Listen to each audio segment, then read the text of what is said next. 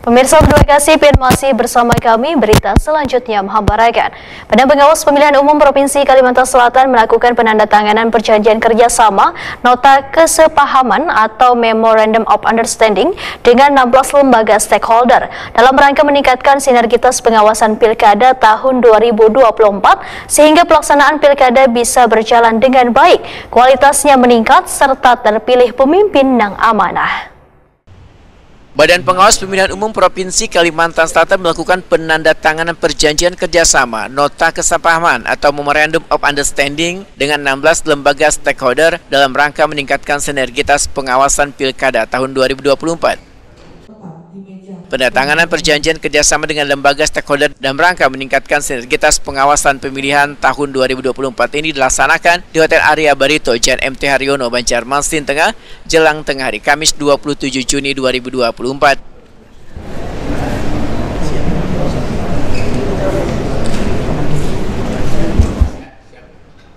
Ketua Bawaslu Kalimantan Selatan Aris Mardiono Wahetakuni Prima TV berharap adanya dukungan dari seberatan pihak untuk mewujudkan pelaksanaan pilkada yang aman, damai, taat azas wan aturan. Aris Mardiono menyatakan kerjasama ini adalah untuk menjaga proses pelaksanaan pilkada agar kada terjadi politisasi agama, suku, ras, wan, golongan, sehingga pelaksanaan pilkada bisa berjalan dengan baik, kualitasnya meningkat serta terpilih pemimpin yang amanah. Kita tahu bahwa kontestasi pemilu maupun pemilihan biasanya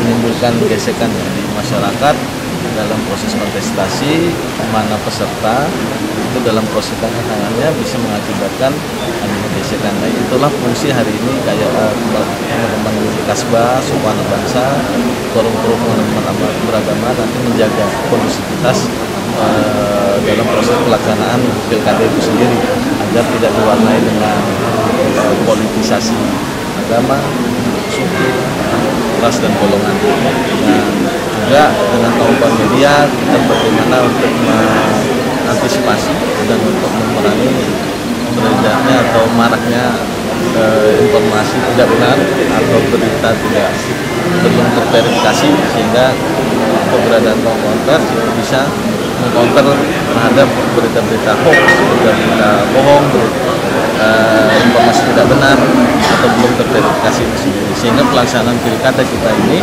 bisa berjalan dengan baik, bisa berjalan kualitasnya meningkat dan terpilih calon-calon yang amanah. Ketua MUI Kalimantan Selatan Kiai Haji Husein Naparin meminta warga agar menggunakan hak pilih sesuai hati nurani masing-masing.